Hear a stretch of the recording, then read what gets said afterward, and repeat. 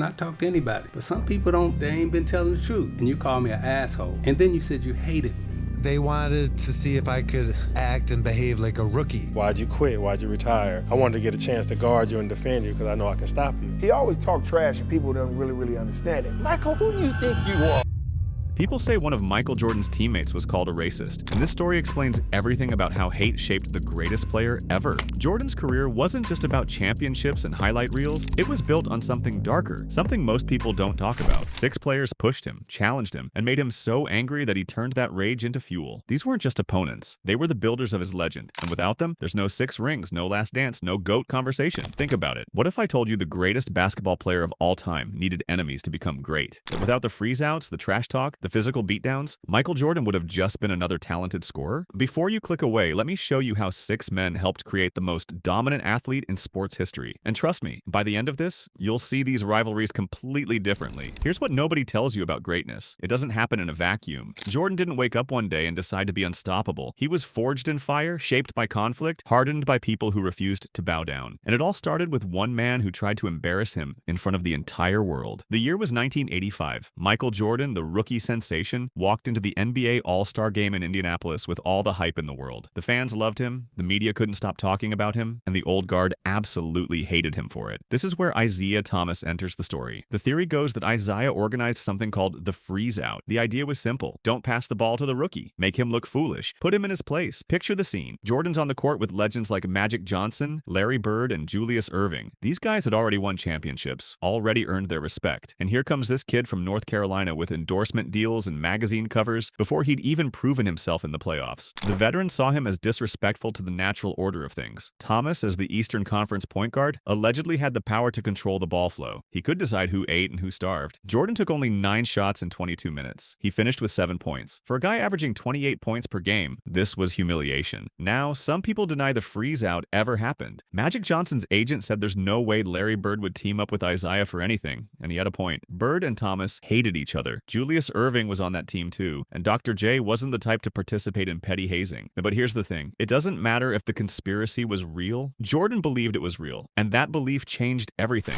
That perceived snub stripped Jordan of any desire to be liked by his peers. He came back to the regular season harder, colder, more focused. He stopped trying to fit in and started trying to dominate. Isiah Thomas, whether he meant to or not, had planted the seed of the warrior mentality that would define Jordan's entire career. But the freeze-out was just the beginning. The real war started when the Detroit Pistons created something called the Jordan Rules. This wasn't just a defensive scheme. This was a blueprint for destruction. Coach Chuck Daly and his bad boys wanted to break Jordan physically and mentally. The rules were clear. Force him left, send immediate double teams. And when he drives to the basket, do not let him elevate. Make him feel unsafe. Make him doubt himself. If you want to subscribe and see more deep dives like this, hit that button now. And drop a comment telling me which rivalry surprised you most. Let's keep going. The Pistons beat the Bulls in 1988, 1989, and 1990. They didn't just beat them, they punished them. In 1988, the strategy was unveiled and the Bulls were overwhelmed. Jordan averaged 27 points, but the Pistons won in 5 games. In 1989, Scottie Pippen had his infamous migraine game, and Jordan was battered all series. By 1990, the Bulls pushed Detroit to 7 games. Jordan averaged 32 points, but they still lost. Here's where the positive angle kicks in. Those losses were the most important thing that ever happened to Michael Jordan. He realized his slender frame couldn't survive the Pistons' assault, so he created the Breakfast Club, a brutal 5 a.m. strength training program. He added 15 pounds of muscle. He transformed from a graceful scorer into a powerhouse who could absorb contact and finish through fouls. But the physical changes were only part of it. The Jordan rules forced him to evolve mentally. He learned he couldn't beat the trap alone. He had to trust the pass. He had to trust the triangle offense. He had to trust teammates like Pippen and Horace Grant. The Bulls swept the Pistons in 1991, and by then, Jordan wasn't just a scorer anymore. He was a hardened general who had survived the trenches and learned how to win. The rivalry reached its final chapter in 1992 with the Dream Team. Isiah Thomas, a 2-time champion and one of the greatest guards ever, was left off the roster. For years, Jordan denied involvement. In The Last Dance, he said he never threw Isiah's name in there, but audio tapes from journalist Jack McCallum prove otherwise. Jordan told Rod Thorne of the selection committee, "I won't play if Isiah Thomas is on the team." Thorne assured Jordan that coach Chuck Daly didn't want Thomas either, but the message was clear. Jordan had the power to veto Isiah. He'd beaten him on the court in 1991. By 1992, he had the political muscle to erase him from the most most prestigious team ever assembled. This was total dominance. Now let's talk about Reggie Miller, the man who thought he could talk to God. In 1987, during an exhibition game, Miller was feeling confident. He looked at Jordan and said, "You're Michael Jordan, the guy who walks on water?" Big mistake. Jordan destroyed him in the second half and walked off the court with one message: be sure and be careful you never talk to Black Jesus like that. This story created the Black Jesus persona. Jordan wasn't just better than you, he was divine. He was a figure of retribution who punished anyone who dared challenge the hierarchy. But here's the twist. In their first regular season meeting on November 14th, 1987, Jordan scored 35 points, but the Pacers won 111 to 110. Reggie Miller came off the bench, scored 20 points on 75% shooting, and his team hit the buzzer beater. Jordan won the individual battle, but Miller's Pacers proved they wouldn't lay down.